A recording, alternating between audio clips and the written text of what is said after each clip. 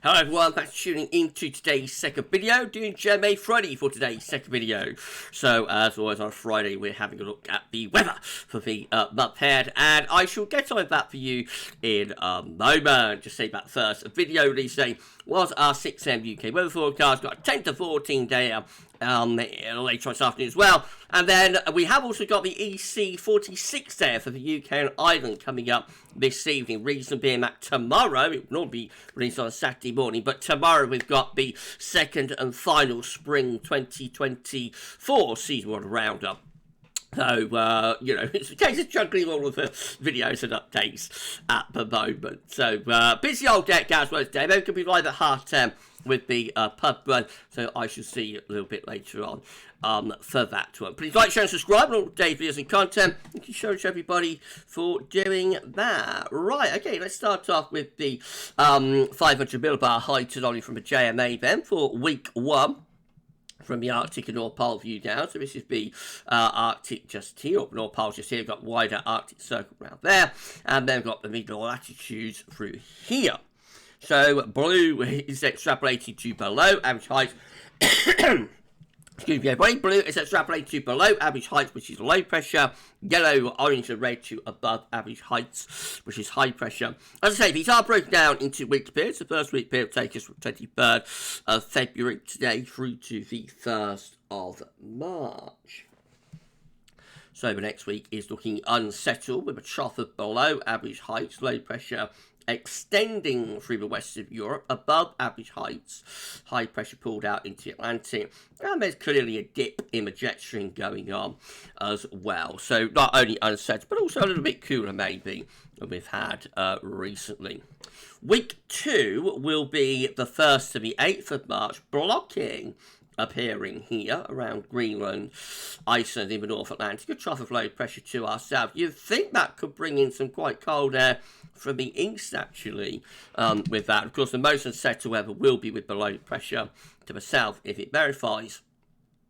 And then weeks 3 and 4 will take us from the 8th through to the 22nd of March, again with the above average heights to the north, so blocking signals there, below average heights to the south, and again probably bringing in the wind from an easterly direction. So that might be a little bit south of east, but overall looking pretty easy. And again, the most unsettled weather with this pattern is like to be in the south, close to that area of low pressure, close to the trough. Wettest in the south, driest in the north, and could be a little bit on the chilly side with that as well.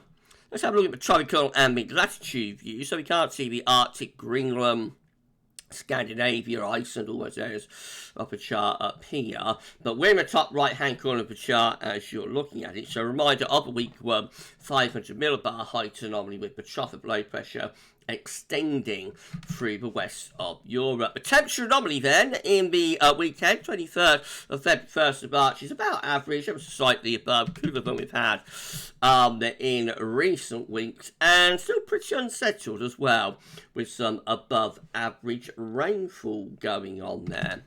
Week 2 is the 1st to the 8th of March, and that places a trough of low to the south with a blocking area, high pressure to the north, again winds coming in from that easterly direction. Temperature anomaly is about average, maybe ever so slightly below, if anything, particularly so just to our south.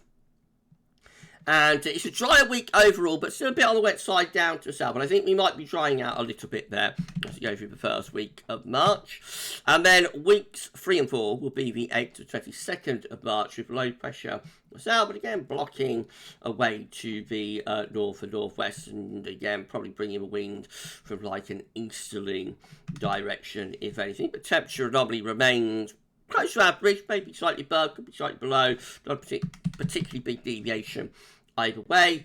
And overall, still a little bit on the drier side as well. So it doesn't look like a drier March that we got coming up after the deluge, with more in way of higher pressure. The only issue about high pressure probably centred to the north quite a lot of the time, so probably won't be overly warm.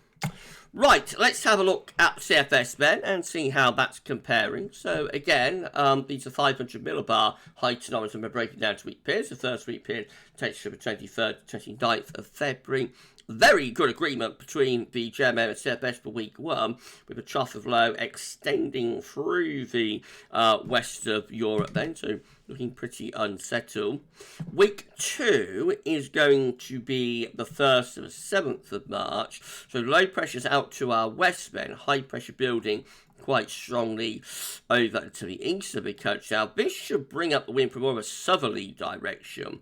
So, probably turning drier, yes, away from the west anyway, but also milder, a warmer pattern compared to what JMA was showing. Week 3 is going to be the 8th to the 14th of March with high pressure again blocking to the north, low pressure is to the south, winds sort of southeasterly, and most unsettled weather will be to the south and to the southwest with that, of course. And then week 4 will be the 15th to 21st of March, a little bit indeterminate, that one. So higher pressure is in the Atlantic, there's a trough over here, and there's some higher pressure to the south. So that's a little bit messy. That might be a bit more unsettled, I think, with the trough perhaps extending through something a little bit like that. Temperature anomalies for week 1, average to slightly above, not a particularly big deviation, it's about half a degree or so above average. Week 2 looks milder though, this is where we draw up those southerlies. So this is the 1st to the 7th of March, very mild start to March with the CFS, unlike what the JMA was showing. Week 3 will be the 8th to 14th of March, getting close to average, a little bit above, and week 4 rounding it all off slightly above average. So a mild average March coming up here, if this is right, albeit not as big a deviation as we've had through February. And then finally, precipitation for week 1, so close to average for precipitation. Then wetter though for week 2, which is the 1st to the 7th March. I thought that might be a drier week, but actually that's a wetter week, despite the high pressure building to the east of us. Week 3 is the 8th to the 14th March, average, perhaps slightly above average, and then no particular signal for week 4. We've lost a signal by that point, the 15th to 21st of March. Okay, so it looks like we've got a bit of a disagreement. Well, we've got agreement for week 1. Between 2 months. Week 1 looking unsettled, you know, and a continuation of what we've had really through most of winter. Beyond that, we've got a bit of disagreement between the 2 models in the placement of the high pressure. So the JMA wants to have like a northern blocking feature, low pressure away to our south. That is a rather drier, but also somewhat cooler. Not necessarily cold, but cooler pattern. The CFS looks milder, but also wetter as we're going into March. And I guess based on what's happened over the past few weeks and months, you would probably favour the CFS with its milder but wetter pattern. But we should wait and see how it all works out. Remember, any forecast beyond 5-7 days comes with big health warnings and large pictures of site attached. So you will find out tonight around 7 o'clock what the EC46 day has to say about all of this. So we shall see. But a mixed March, I think, with JMA Friday today. Right, I'm going to be back a little bit later on in 10-14 day, then the EC46 day, and then we're live at 10:30 for pub run. I'll see you later on for that one. For this one, though, that's all for now, and thanks for watching.